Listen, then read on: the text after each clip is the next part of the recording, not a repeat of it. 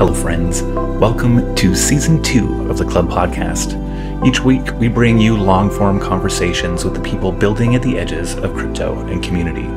At Seed Club, we believe in a world where people, not platforms, capture the value created online, and where community-owned networks are some of the most valuable organizations in the world.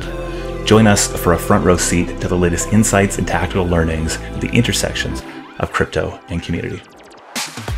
Today, we're joined by one of my favorite people in crypto, Kristen Stone. Kristen was an early employee at Coinbase and has most recently spent her time at Balancer and also working with us here at C Club and operations and all sorts of nitty-gritty stuff. This conversation was enjoyable. We got into some of her early hard-fought lessons, being the 50th employee at Coinbase, about her early time in crypto, being there since 2014, which is a true OG. We get into a conversation around how human consciousness has evolved and how it relates to DAOs, and how I'm redefining my label as DAO leader of C Club and stepping into a supporting role for stewards and working groups within the broader C Club ecosystem. Kristen has a way of pulling information from me and pulling folks in. I think you'll find this conversation interesting. I did. Let's get into it. Kristen, welcome to Club. Thanks, Jess. I'm glad to be here. Folks can't see your background right now. There's beautiful clouds. There's a villa. There's a big Sur-like view down to the ocean. You're living your life. So thank you very much for taking time out of paradise to come and hang out and talk with us. Kristen, for people who are working in the space, people know who you are. You're kind of like the behind the scenes maker, shaker, doer, thinker, baker, Quaker. Probably not a Quaker. Not a Quaker. But most people don't know who you are. And so maybe you can just give us a 30-second intro. All right, let's do it. Super excited to be here. Love the Seed Club team. I know no one can see you either, but Jess is just laughing at me, so I'm I've got endless curiosity what I'm going to say next. This is love. Laughing, love laughing. Love laughing. There are a lot of smiles here and with Seed Club, so I am full smiles to be here. In the world, it's so beautiful to think about what our containers are. What are the containers that we operate inside of? And then let them sort of overlap and flourish into each other. So the container that I often find myself in is a question of human organization. So how do we bring people together? And if I were to zoom out, actually, I think about humans on three levels. I think about myself as a human. So how am I developing through my life and what does that journey mean? Similarly, I talk to friends about their journeys. Lots of us call this therapy or woo-woo. There are lots of models by which you can look at yourself, but I've always wondered, who am I and how do I evolve? And then the next level I look at is when people are working together, who are they and how do they evolve? So I've spent some time studying and understanding the evolution of organizations. There's lots of great work there. And then the third level I think about is the biggest chunk you can get, which is how has human consciousness evolved through time. And there are true leaps of consciousness. This is a full field of study, and I took a course on it once. I have to say it was really wild and not practical in any way. But those are the containers that I often find myself in. Thinking about, caring about, feeling about. There's obviously connections to DAOs on that. I love how this is my experience in conversations with you, is asking a question, thinking that there's a very clear answer to it, and then through 3 hop, skips, and a jump, we're out here hanging out in a field staring at the stars and contemplating consciousness. So I have a feeling that's probably the loop we're going to go through here a little bit more. You spent how many years at Coinbase? I spent 5 years at Coinbase, so I joined the crypto movement in 2014. I've never gotten to publicly tell the story of how I got into crypto. Do you want that time right now? Quickly. Let's do it. You want to ask?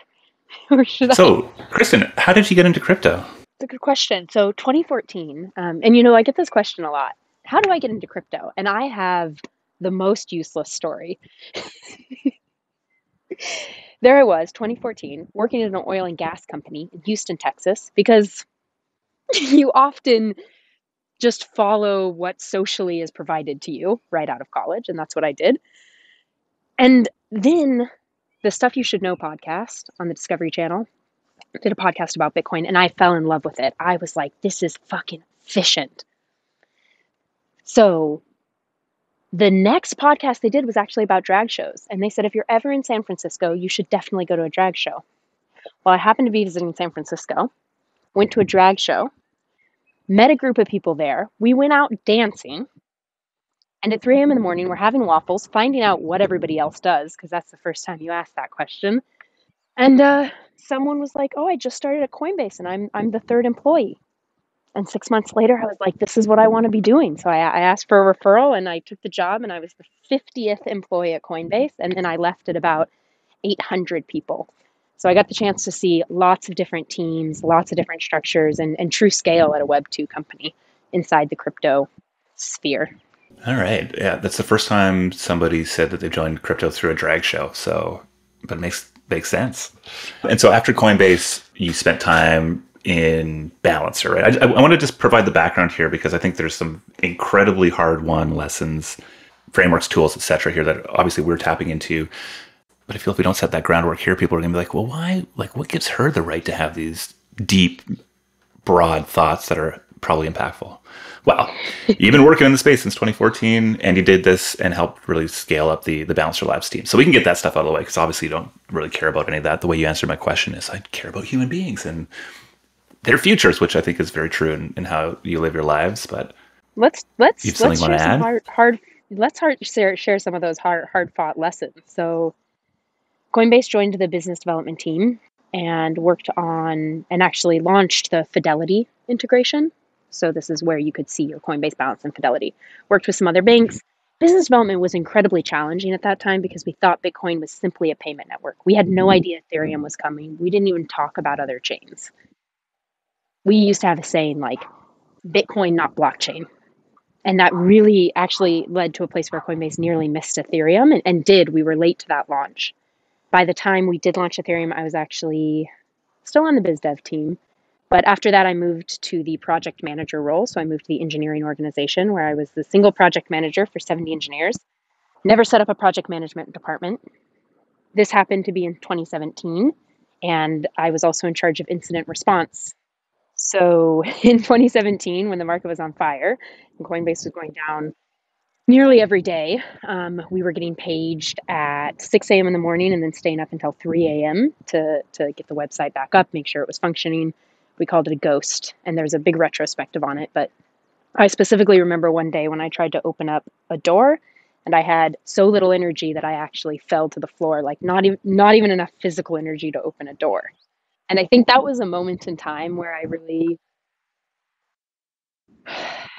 realized how crypto can take over your life and how powerful this movement is and what it might mean for us to give people a space that's safe, but that pushes them to new boundaries and limits. And is that space like the organizations that are created, or is that like the space in general? Like, what do you mean by the space? I mean the crypto movement. DAOs weren't even an idea, but here we were at a startup where I was going to put my heart and soul into something, and I would let it kill me. Like, that was the short answer to that. Was that the ideological piece there, or was it like this connection? You know, so many DAOs that one of their superpowers is for the right people. It is an incredible attractor of talent. We've had an incredible ability to pull people in. And I think these sort of new movements that have so much energy and excitement and aren't for everybody create this dynamic where it's like us versus the world type thing that kind of creates that commitment. Was it the people that were driving that for you and like the opportunity, or was it the ideology? It was the people and the opportunity that drove that, but the ideology that brought us there and that brought us together. That resonates for me for sure. Well, so yeah, it's actually fascinating because you're sort of hinting at like there's sort of been these many waves of crypto, now Web3, crypto Web3, whatever Web4 is, who knows, will sort of continue to evolve. But what epoch do you think we're in right now? Like what is this space that we're in right now? In crypto? Yeah. So there's the blockchain, not Bitcoin, or Bitcoin, not blockchain era. There's the ICO era. I'm just curious, like, how are we describing right now? Because I think some of the bigger questions that I have here for you are like, the fuck's the point of DAOs and Web3 and decentralization generally? Like, why? Because I think there's a lot of people out there who go like, why? Or at least when things get difficult, it's natural that we start to question why. Maybe there are easier answers. And I think your counsel all along is one where, you know, big stuff does matter. There is something big here. And then also like, yes, pragmatism is important, but let's keep in mind that big vision that we're in. So I'm just curious, like if we take what is that? That's 8 years in this space and you've seen such evolution across those 8 years. Like what is this world we're in today? Oh, I think history is written in hindsight. I don't know that we I don't know that we get to decide while we're inside of it. Maybe rephrasing that, what are we trying to build or do with DAOs or Web3 today in your mind? So, well, I care about the big picture because I think that if you don't set a vision for yourself or for your team, you're not going to get there, or you'll get lost and you'll lose your integrity on the way. I think it is in the practical choices that you make every day that you live that out, and there are really hard decisions that you have to make.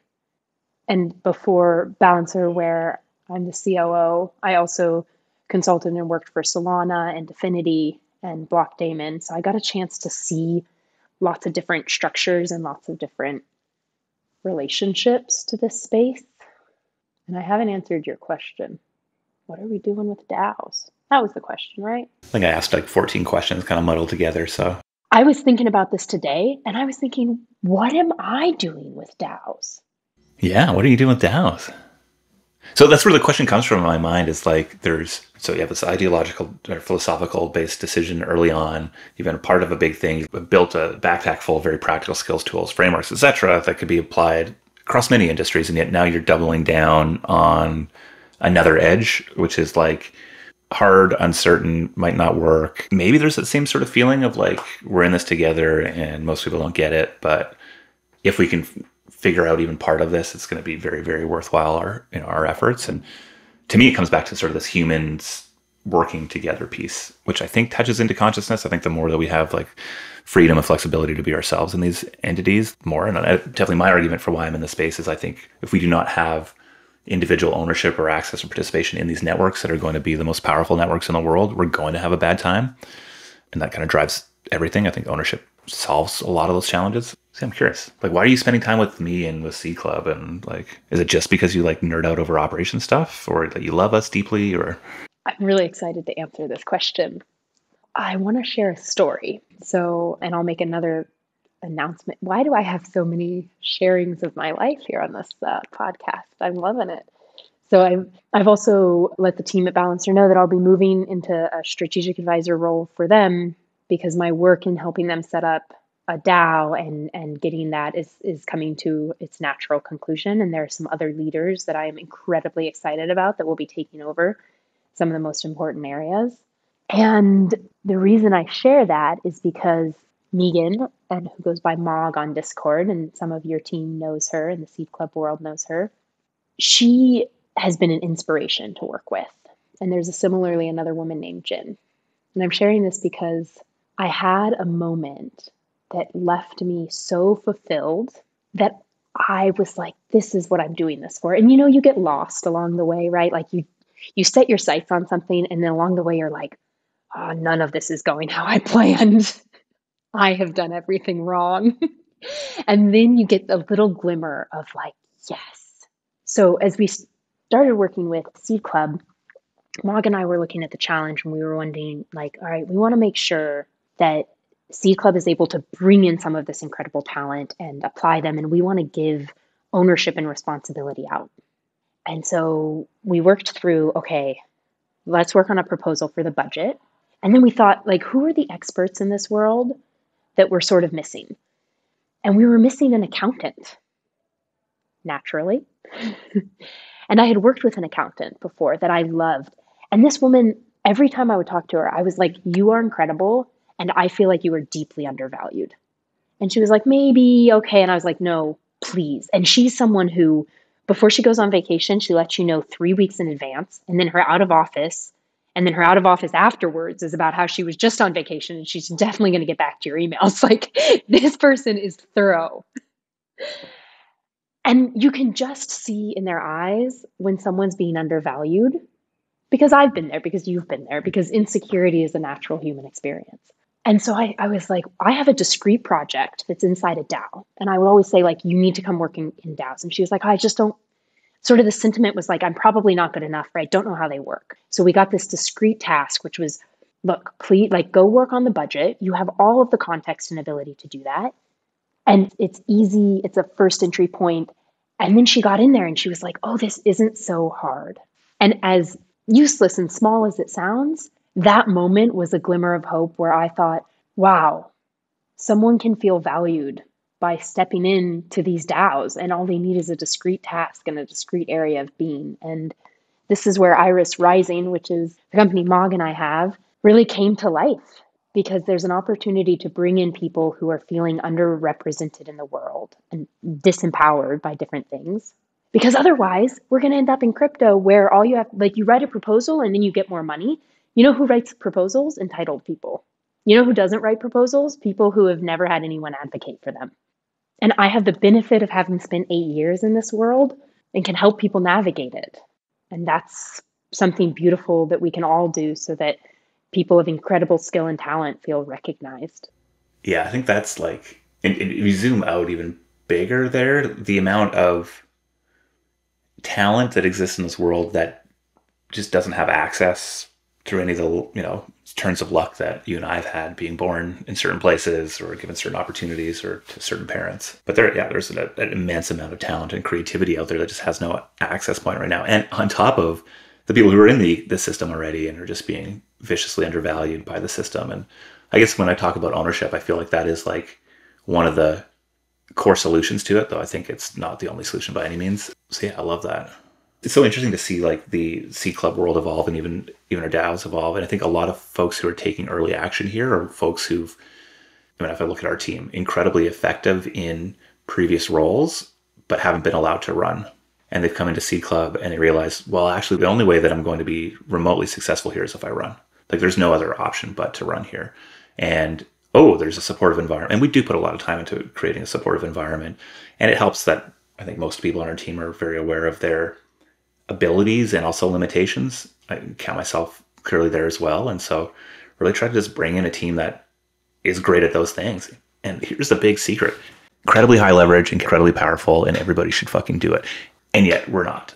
And so I think it does take a shift of these sort of new types of organizations to emerge. And I think we think about the long trend of like community-owned platforms or platform collectives or cooperatives or all these other sort of solutions that are trying to address that. The big thing that they missed was the money part, the funding part, et cetera. And so we have these worlds where we have like desire to operate differently and to fulfill ourselves in different ways. And also there's capital with it. And let's go. Like people can't see, I'm putting my hands together here and then blowing up. And then Kristen's brain's blowing and she's doing the hand out of the head thing. So yeah, high level ideology and then just good vibes with good people. That's where we're at right now. Yes. We know it's broken, right?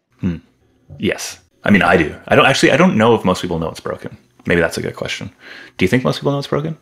I think most people feel the pain of it being broken, but they don't realize, like there are a couple of huge themes that I worry about because you put these community-owned platforms in and then you throw in a whole bunch of capital. And let me just be transparent. It's an identity shift when you have that capital. It's an identity shift. And when you lead a company and now crypto has this flood of capital in, and I think that this amount of crazies that exist in crypto, mainly because they've gone crazy from this insane shift in capital. And the way to think about it is that humans evolve linearly, but when you jump in capital or you jump to a new position, it's an exponential evolution because the brain can take these exponential leaps, but we're not ready for it. And like you really see this in artists, you see this in people who commit suicide. Like it is straight crazy making when you shift that large. And I experience it, and I am not in the public eye in any means, right? Like I experience, oh my God, should I be in this position of power? Like at this age, with this experience, And I've been talking with a lot of people lately who you wake up with a sense of existential dread because you have so much responsibility in the world. Whoa. That's an interesting topic.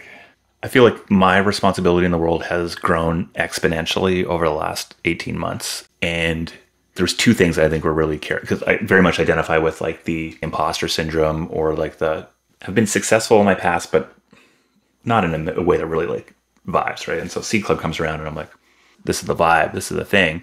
But what happened really early on in that process was there was just an immense amount of support, right? Everybody that was in my little world that we had built in C Club was like, fuck yeah, you got to go do that. Obviously, right?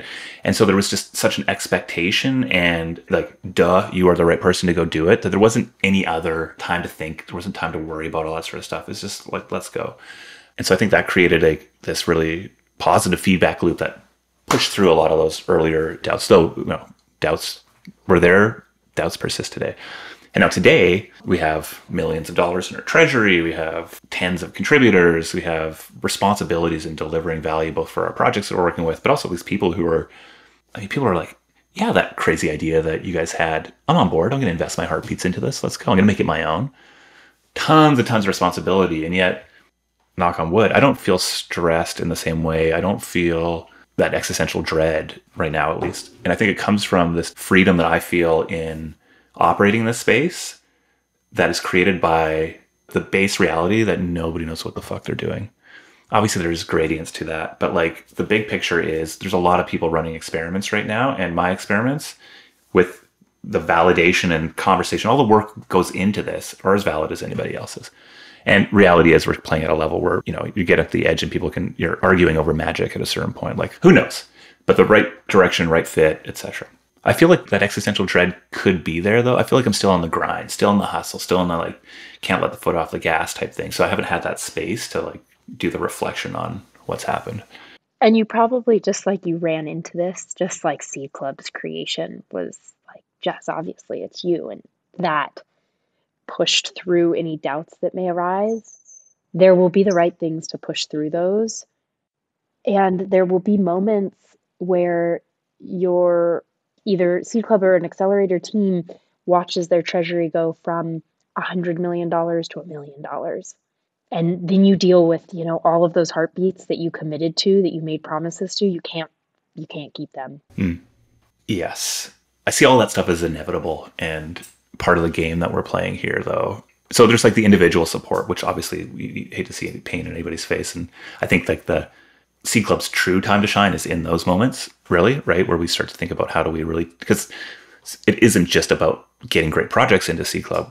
The people behind those projects are really where the value lies in most of the things. So I do feel a lot of responsibility to clearly articulate the opportunity as it sits today, because I think the natural process of communicating excitement and optimism and potential creates this dynamic where folks ignorant of the details see that as reality rather than all the potential reasons why that might not happen. And so a big part of Seed Club is let's level set here. This is where we're at so we can move forward. And I think just generally in the space, the idea that somebody would quit their job, come work in a DAO because of something I said, which I know happens, is kind of a wild thing. And so then it's oh, fuck, okay, well, there's actually a lot more we need to say on this to make sure that we can talk about this stuff responsibly. And this is where, and the reason that I work with Seed Club and I care so much for Seed Club is because it's a group of people who know, they all know, and I can say this truthfully, thinking about every person I've worked with at Seed Club, they know that it is in the hard decisions that you are made. It is not when capital is easy. It is not when everything is up. Those are easy moments. And when your accelerator teams know that as well, when you live for the hard moments and not for the easy ones. And let me tell you about very early Coinbase days, Bitcoin had gone from $300 to $1,300 because Overstock accepted Bitcoin. And I joined right after that. And I swear we walked around we're done here, time to buy the yachts. And I'm embarrassed to share that story. And then we spent 3 years feeling like just the lowest garbage we'd ever met. Because we had pretended that we had it covered in 2013. We're just walking around. And a significant amount of the team left in those 2 years because it got so hard to live through those days. It got so hard to think that you were so high on yourself and you were God's gift to earth to turn around and feel like you were nothing. And I really credit Brian and Fred with this because we didn't talk about the price. That was our first kind of learning there. But internally, it's not like we watched the price or thought about the price. That's not what we were here to do. It was a tool. It was leverage, should we need to go raise money? We did it in the markets when the markets were up. But outside of that, if we paid attention to the price, there was an attitude of you're not doing your work. That's not what you're here for. And it made us, it made us successful through the long term because we were willing to put in the work. We didn't just show up overnight and everything worked out. We could quit. Yeah. So this idea of I joined the space in early 2017, and 3 years of bear market is like, yeah, it's wild. Let's hope we don't go back there again. But I think one of like the crazy outcomes from bear markets and the value that comes out of it, and obviously why we get into the cycle, is just because you're left with true believers who are collaborating together. The space in August 2020 was probably the most accessible to a new person with a new idea ever, right? A huge population of people who are bought into crypto. Nobody else gives a shit about it. And you have some novel, interesting experiment. Let's go. What a magical space to be in.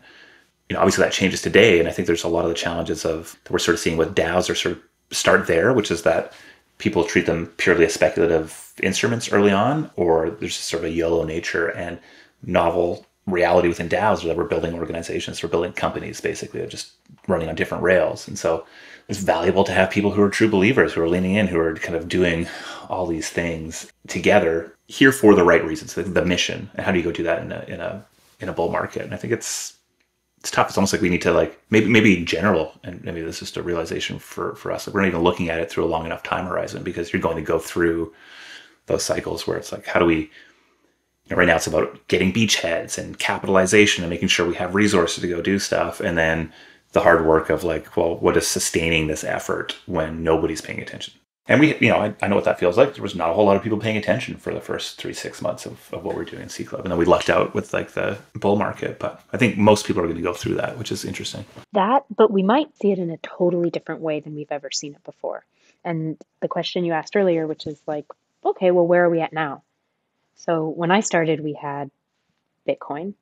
And then for the first time, we got Ethereum. And we were like, what? Like, this was a world. Actually, even before that, it went Bitcoin, then it was private blockchain. So the reason that we said Bitcoin, not blockchain, is because we were at the time internally at Coinbase trying to make a decision between, it was crazy to think of now, a lot of our competitors were adopting the idea of private blockchains, and that was the future of the space. Forget public blockchains. The debate was actually that, and you would hear it in the language, right? It would be called permissioned or permissionless. It would be called it was just absurd to live through that time. And so in order for Coinbase to we had to make a true decision.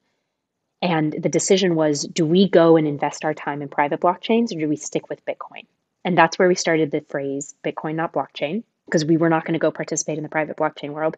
But then fast forward another year or 2 years, and suddenly Ethereum was out and we weren't paying attention because we had used the language Bitcoin, not blockchain.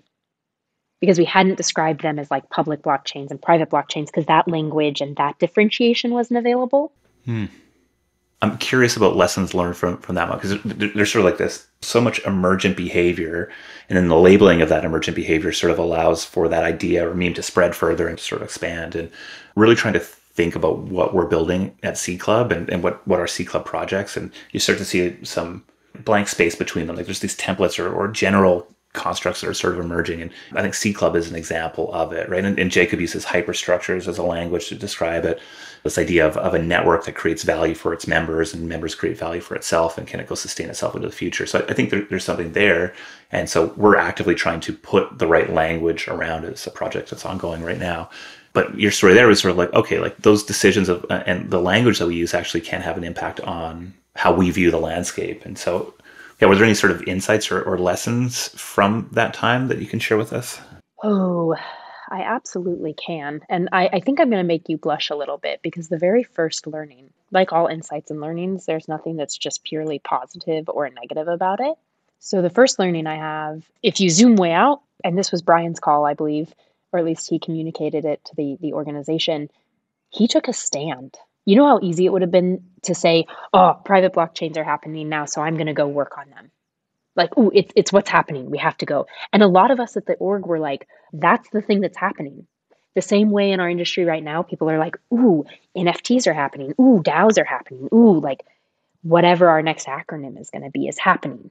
And the truth is, Brian took a stand, and it was the correct call. And I am sad people can't see you, because I might make you blush.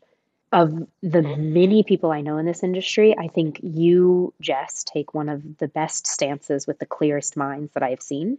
And the reason most people are willing to be part of Seed Club is because of the way that you think about a problem and you take a stand. That something doesn't have to be, oh, let's do everything. Oh, this is shiny. Let's go after it. No, you have to make you have to make decisions. You have to stand for something. You'll fall for everything. And in crypto, there's a lot to fall for. And it's why I think Seed Club will be successful. Yeah, it's been really interesting so I am blushing, obviously, and you're always too kind to me, but I think it's mutual. So it's mutual. But like this sort of, this series of decisions, and then, so we've sort of scaled our team, and now those teams need to go make those decisions. And that's when I really I mean, you and I've had a number of conversations over the last little while, but just thinking about the impact of those decisions, and also how do we explain the context around those decisions, and also knowing that so many of those early stage decisions were gut, right? It was just like, should we go do a partnership with XYZ chain? It's like, I think that actually will reduce our ability to be our own entities out in the world. So we're going to say no to all partnerships. We don't do partnerships for now. We're not a token factory. We're not going to go do more than 15 or 20 projects. We care about quality, we care about people. We're going to, all these sort of things, but all they were sort of like responses to the market and guts. And so what I'm not struggling with, but I'm sort of in the middle of right now is working through how to expand the amount of people that can have the right context to engage in those types of decisions for Seed Club. And it's been really confronting just to go from like in my own brain communicating through a Telegram channel and in conversations to hearing my team go like, how did this thing start? Okay, like we need this decision, but why? And then you just start to expose all the hidden pieces that exist in how things are getting done. And it's been really interesting to sort of pull those things apart. But again, it goes back to that big vision, which is there is no vision in the world where I see Jess as the head of Seed Club for any length of time beyond what we're at right now, right? And that's not just because like, what is that because? That's because truly the talent to grow Seed Club lives in other human beings. It's not me. Like I am not useful to the growth of Seed Club in the way that is necessary. I will be a very useful person to Seed Club for my entire life, no doubt about it. But yeah, so like just the creating of that space, not only because but I guess that's also maybe the most impactful early decision we made was like, we're going to be a DAO. We made a decision to be a DAO before anybody was fucking talking about being DAOs, Like, I remember being on a call with Jacob, and he's like, not anybody, obviously, social DAOs. Sorry, Kristen, yeah. And he's just like, let's should be a DAO. And I was like, yeah. And he's like, okay, let's do it.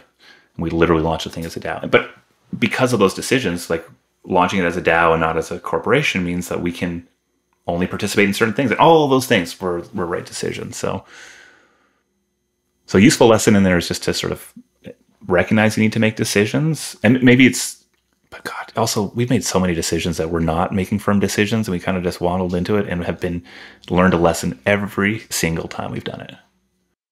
Yeah, let's because what's happening in this. Well, I think what's happening in the space right now, like early on, you can throw a bunch of stuff at the wall and whatever sticks, great, you can run with it. And if it doesn't, that's fine. The bar is just much higher today. More people paying attention, more interest, more. And so to sort of stick out in a nascent industry, you just got to show up and talk about wild, crazy shit. To stick out in like a mature industry, you need to be an incredible executor, have a very clear positioning in the market and rock and roll. And so we're in this transition from being this like the most free open, like anything in rock and roll, we're going to like mint monkeys on chain, to like, how do you stand out once the rest of the world wakes up? And we're in the middle of that right now.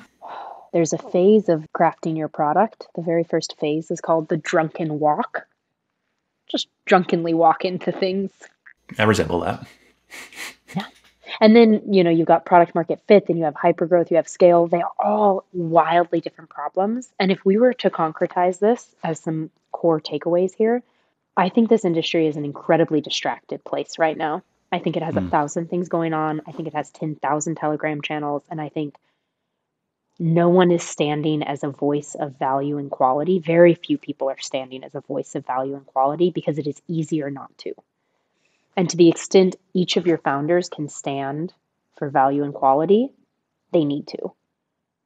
And Seed Club is an incredible example of that. And you labeled a struggle that you have, which is, okay, I do stand, you, Jess, as an individual, you stand for value and quality, and it is the reason Seed Club has gotten to the success it has had today.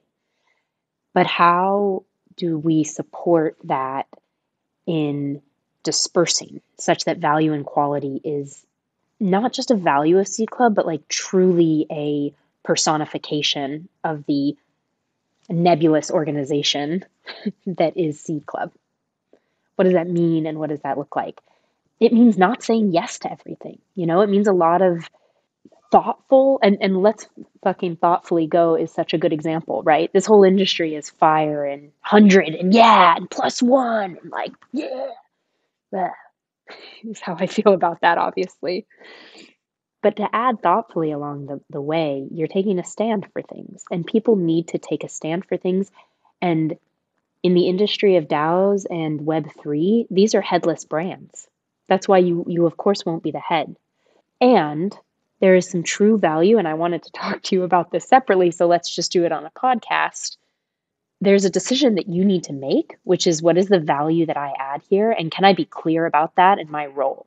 Because people look at you as the head. And if that's not who you are or what you're doing here, you do provide leadership qualities, but how do we deconstruct leadership so that you are holding the correct role for the correct period of time and that it is adequately handed over and transitioned in the right ways, in the right places? Yeah, and I think there's like a unique challenge in that space as a, instigator or leader or one of many leaders in a DAO where, you sort of need to, we talk about this a lot, a lack of hierarchy. What is leadership in a self-managed organization? So, there's like a depth of literature and thinking to go into there. But the practical challenge is if you are in a leadership position and wanting to lead an organization to, this bigger vision and self-management and ownership, well, what is the right way to lead?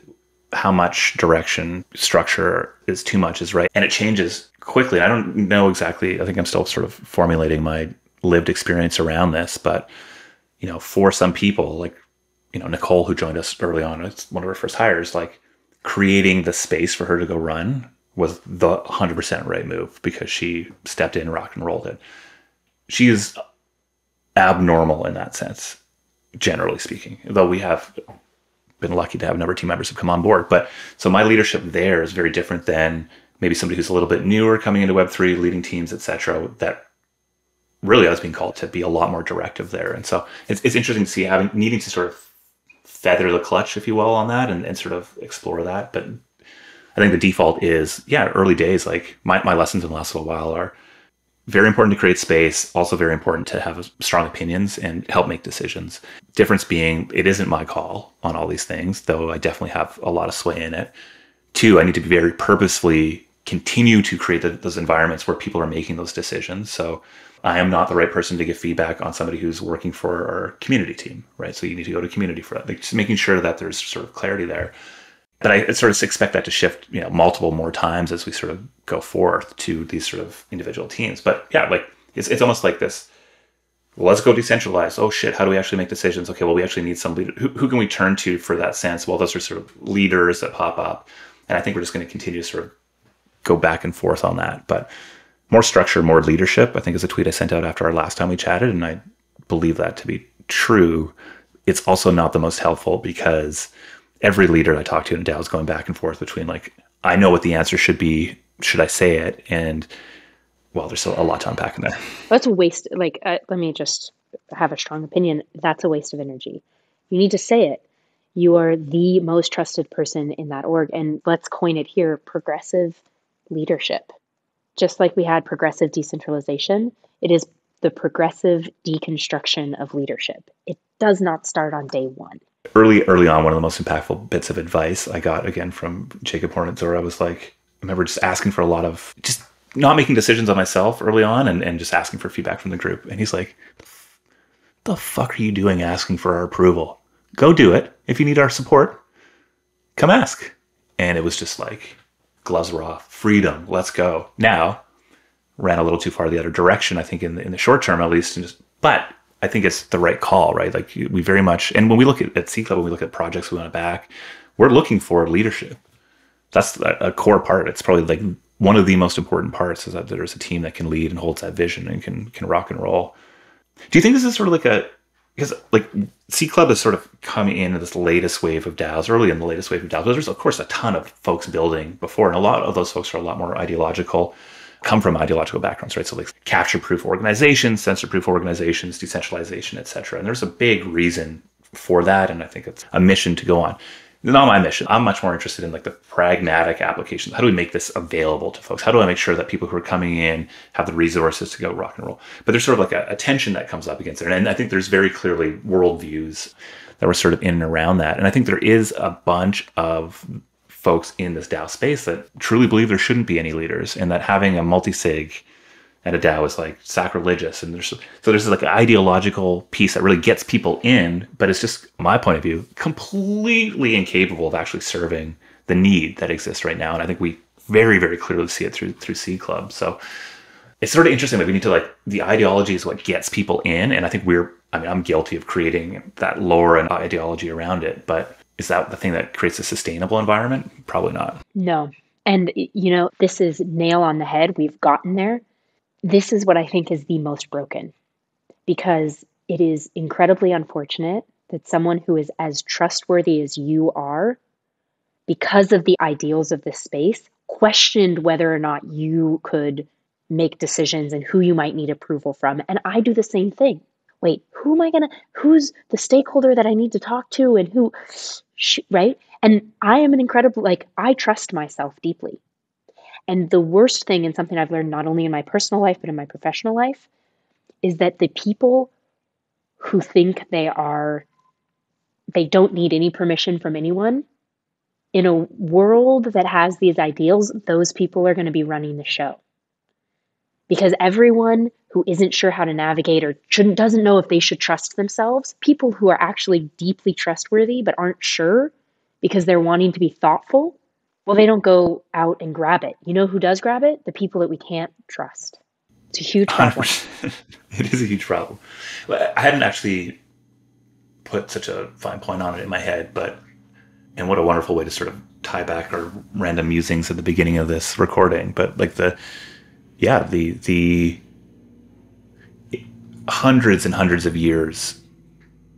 I mean, I guess there's a debate of whether humans are just naturally built to live in hierarchical environments or not. I think the answer is probably pretty clearly not, but very clearly the last couple hundred years, and our lived experience is one very much where, there's specific, we're just used to living in these environments and being told to what to do, and haven't been trained to do those sort of things, etc. And so there's a whole bunch of retraining that needs to get done. And you're right, there are people, somehow in my personality, going and doing weird things as an entrepreneur is just, it's just what I've done for the longest period of time, but it's not normal. I don't recommend it to everybody. And also like the people who are literally like adding the most value to C Club right now and to how we think about it and like all that potential are coming from people who wouldn't have had that voice previously. Once they see that they can have it, the gloves are off and they can do anything. But until they are shown that, and this is actually the point of Iris Rising, is to bring in incredible talent, give them the structure that they need to see that this is not all that hard. There are acronyms, and they're just like the finance industry and the oil and gas industry. We have all these terms that keep other people out. You want to do diversity and inclusion in crypto, you're going to have a really hard time because it looks terrifying from the outside. And Mog and I have this deep desire to make it look safe enough to invite you in such that you realize it's not all that scary. You just have to dive in. In fact, there are incredible people there, and then the gloves are off and you can start running. But you need a Jacob Horn in your life to tell you that. We don't just wake up knowing that information. You spent your whole life indoctrinated differently. Well, and he said it very clearly in a way that hit me at the right moment, and it is the number one piece of advice I give to any new project leaders that we talk to. And it's just like, there's nothing more empowering, I think, to the teams that we work with to just like lay it bare. You've been told all this information. Here is, as best as we can figure it, reality today. And one of the reasons I know that this is what needs to happen, and this is a quote from a good friend of mine, and it also lives with the structures of consciousness and how they've evolved. And the quote is, "The future belongs to those who transcend a single story or identity." Ooh, I like. And in human consciousness, we were first very collective. So we were all one. We had tribes, and we think that that's the thing to go back to. It is not. That's not forwards. That's backwards. Then we had individualism. We got this right before the Renaissance, actually, and we created this idea of a subject object, and art changed at that time. You got actual, previous to that, people were enmeshed in their background. You couldn't see a difference between them. When we became perspectival, we had a subject and object. Art changed. You got space. Suddenly, humans were understanding this idea of space. Well, now we're starting to understand this idea of time, and it is about transcending these single identities. It is not about being collective. It is not about being individual. It is about realizing that we are part of both. I love that, and also feel like we should get whatever great drugs you've been having there, wherever you are right now, so we can fully connect with the depth of that statement. We have to go live it. That's what I'm here for. There are no, we are watching conscious, like my true belief, and yes, it could be the drugs. My true belief is that we are watching the evolution of consciousness, and that crypto is one of the primary places to watch that happen in Web3, because people are struggling to transcend a single identity. We live it every day. The amount of sort of work required to get to, like, individual work to get to a place where that statement actually truly means something, I think is a lot. And 10-day silent meditation retreat, eating a bunch of mushrooms. You get to a similar place, but they are not the same whatsoever. You know, you sort of like this altered state. One, you have worked very, very hard for, have integrated, sort of feels longer lasting depth. There's clarity, you know, et cetera. The other is you're really high on some mushrooms and things are wavy and kind of crazy. So there's like the cheap, fast, easy way to get it, or like there's a hard, deep way to get it. And I think crypto is the cheap, fast, easy way to get it. I can be a part of many of these many things. They all have a ton of resonance and intensity, and it's addicting. And I guess that's like we're a part of building something new. We're a part of building something bigger. Maybe there's some wealth generated. There's sort of like consciousness is evolving. We're trying to do all that sort of stuff. But truly, I think it starts with, I think, you know, in the place, the way that you broke down your interest was you started with like, who am I? And then you can step into those other pieces. I think crypto is the hardest way to get there. Really? I don't think you know the struggle ahead for you individually, for your team as a group, and for all of us as an industry. We are going to get wrecked. It's going to be so hard. I'm not going to enjoy it. I'm smiling right now. I recognize people can't see me. I'm smiling, but I'm happy at the hard work that we have to do so that we can all overcome ourselves. Right now, it's cheap and easy, but having done this for 8 years, I expect to get smashed. I'm currently getting smashed. I have to consider how to start something that can help to level up the consciousness of the metaverse. And yeah, that sounds grand and has chaos inside of it. And do I think I can do it? No clue. And is it going to smash me and along the way? Oh, I guarantee.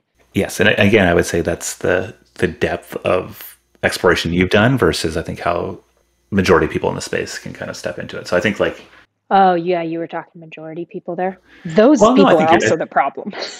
But I think you're right, even on timelines though, right? Which is like the easy, short, fast, quick right now isn't always the case. But I think I know that I am going through 3 years of bear market was really shitty and, you know, doing all sorts, but the outcomes from that I think were ultimately very positive. And for me as an individual and as a leader, and I think that the depth with which you speak about all sorts of these challenges just shows that you've sort of gone through multiples of those cycles. And I think we have a whole bunch of people right now who've never been through one of those cycles. And it is that cycle that I think starts to generally remove some of that ideology that is unhelpful, creates a deeper sense of pragmatism, and then also creates a lot of environments or opportunities for learning about oneself. Like, yeah, great. I'm going to go launch a PFP project and make millions of dollars. Is launching and running a PFP community the thing I want to be doing with my life? For most people, the answer is no. I guarantee you that. It's just the money thing. Good lesson to learn. Great lesson to learn. In a world where cheap, fast money exists, our bet is that longer term thinking around value and quality will ultimately win out. And that's why people want to be a part of Seed Club. And they come here not because all of Seed Club is doing that right now, but because in the stage of progressive deconstruction of leadership that you are in, you are doing that.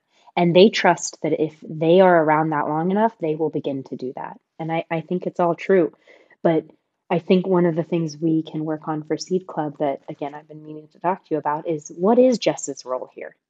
You talk about yourself as not being the head. You talk about yourself as firing yourself. And someone referenced that to me earlier today, and they were like, I need to figure out how to fire myself. And I was like, no, you don't. Jess does. Different people. Like, Thank should you. they figure out? Yeah, no, not everybody. And so if we can better define that your role in this place is unique and that you are here to support them and to share your consciousness, then we've given everybody, and you asked this question about language. I did write a blog post about it. Labels create expectations about people's role behavior. It's called labeling theory. So labels create behaviors. And the only label you've given to your role right now is that I want to stop doing it one day. I shouldn't be the head. Interesting. So let's find labels that are more appropriate to who you are and where you're going and the value that you do add every day. Yeah, it's interesting because I feel like maybe I'm a little bit more free with that sort of language because I have so much conviction on the immense value that I can and intend to continue to provide to Seed Club over the long term, and that it's a very separate thing from my day-to-day leadership and execution. I get what you're saying there, and because there's no work, like, this is the work I want to be doing. Like, please don't fire me, Seed Club. Like, would very much want to be a part of this, have never had more fun or created more impact. So, like, let's go. But very much what I'm trying to focus on right now is supporting the creation of these sort of other leaders within Seed Club. I think my insight for the last little while is, one, I am being more active in leadership right now to help us get through some of the uncertainties to the next phase. But yeah, I mean, the reality is I fired myself from writing tweets, and we fired myself from running the accelerator, and we fired myself from thinking about media and content. I'm involved in all of those things in a very high level way, but so maybe fired part of myself. Maybe it's not even useful. I don't know. The fire yourself is sort of like I think it's useful for the context where there's a lot of leaders who see their purpose as being the leader of XYZ. I am the leader, and that is my identity. And I want to contrast that where that is not where I get my identity from solely, like, very appreciative of that. But to me, I want to see Seed Club become this massive, everlasting, valuable organization. And I know the path to that is not with me being the CEO or leader. You described the absence of you, but I'm not hearing where you describe the presence of you. And so you're encouraging your entire team to describe the absence of themselves as opposed to Fascinating, because I love the presence of every single one of our team members. But I have answers for that as well too. Like, I think that I am a key part of the sense making network at Seed Club. I am a leading voice and thought leader maybe in this space. And I hold the vision. And a lot of the work that I'm doing right now is increasingly moving up that stack to think about, like, okay, well, what is this organization? What do we need to have? What are our opportunities? The stuff that I think as your day-to-day is more difficult to think about, just given time constraints, etc. So I'm going to write stuff. I'm going to talk about stuff. I'm going to shake hands. I'm going to kiss babies. And I'm going to continue to update and hold the vision of Seed Club. And you're the Pope. You absolutely, we can get you a hat. And the Pope is important. It's a figurehead. It's a reason for people to join. And especially in the early days, when you don't know what the world's becoming, you want to know that there's someone that can hold the vision, that can be somebody for people to look to, so that they have enough security and safety that they can step into leadership roles themselves. And we can step the right people into leadership roles, not the entitled ones, not the ones who are willing to take it, but the ones who should lead this next movement, right? And that's a curated effort. To curate people is an effort, and a vibe check is what you do best. This idea of being very clear and having a very strong stance that we believe in leadership and leaders, especially at the early stage, and just to get all that mumbo jumbo out of your head. Not, again, for direction makes a lot of sense, but practicality, there's freedom in just, again, laying it bare. And describing yourself as firing yourself was really, really useful. My point is that it's just run out of its youth. It's like labels you asked. Well, useful in the high level, right? Like, the idea is that one of my first natural reactions to wanting to create space for other leaders was to step back. And I think my first data point on that worked out really well. And so I continued to do that, which works reasonably well, but there's like these fairly meaningful chunks that people need to kind of learn or experience or be a part of to make decisions in a C Club way that, you can't just assume somebody's going to step into. And so the reality is, I think being more active in leadership was the right thing to do. And so being more active in leadership and scoping objectives and where we're going and having an opinion on budgets or having an opinion on directions, etc. Those are the conditions that actually create the room for people to actually run. So, a big part of our onboarding right now is plugging stewards or potential future team leads into other groups already, so they see how those things are being done. And that's really the role that I needed to provide more of as we bring in new folks early on. I think we're kind of beyond that to a degree right now. We can give some labels to your role at this time, acknowledging that it has the ability to shift. And it was true that you needed to fire yourself at the stage when you started saying that, but you've now successfully done that. So let's talk about what the next thing is to do and transcend it. So you're describing it excellently, which is there is being the Pope, holding the vision together, kissing the babies, being the thought leader in the space because you're sense making at a specific level. Something really important that I learned from a person named Rob Widoff when I became a manager, he said, your job now is to be the exception handler. You handle exceptions. And that's a very important part of the role. Another important part of the role is to set up the structure so that the right people can run. There's a curation to your role that is purely people-oriented, which is to support and promote the correct people in the right ways with what they need, realizing that supporting people is something different for every single person. Some people you let them run, some people you give them oversight, some people you slap their hand, some people you give them hard truths. And all of that is very different, but curating those people and then supporting them in their growth will mean a successful DAO. I love these conversations, Kristen. Again, came in with no expectations here. I love that I get part coaching and leadership development every single time I chat with you. I love asking you questions because I have no idea where you're going to go with your answer. Like, all I know is that it's not going to be like head on, which I think is wonderful and has led us down a bunch of different things here. I do think like the big takeaway for me here, both as myself individually and then like how do we be useful to the broader ecosystem, isn't around this sort of like, deconstruction of leadership is not quite the right word, but like, please lead, and then please lead some more, but have that second leadership be leading other leaders to being leaders. Let's write your role description. Let's write what it means to be the Pope of a headless brand. Can we not use Pope? Is there another Catholic thing? You could be a dinosaur. No judgments for Catholics, but just not the best brand. We need something that describes figurehead. I did, by the way, write a post that I found that I will share with you all that you can put in the podcast notes, which is about labeling theory and how we need to think about labels in crypto, where who we are is always moving and changing. Well, folks, have a look for that on Kstone's Twitter account. She's going to have a big thread. I'll probably have to retweet it, just naturally given the amount of attention that she gets. But we have a good role going on here. You say something insightful that I don't feel like has been liked enough. I retweet it. People go, oh, that was insightful. And then they just pile on and grow you to well over 4,000 Twitter followers. Stay tuned for Jess's role so that the accelerator projects have a template for how to be a leader at the size that Seed Club is now. Yeah. And for what we use as a term that's not Pope, but that describes a figurehead, we'll be running a Twitter poll. Ideally, Elon Musk can retweet us now that he's running Twitter. This is someone who has transcended an identity. Elon is doing a fantastic job at changing our world and our consciousness.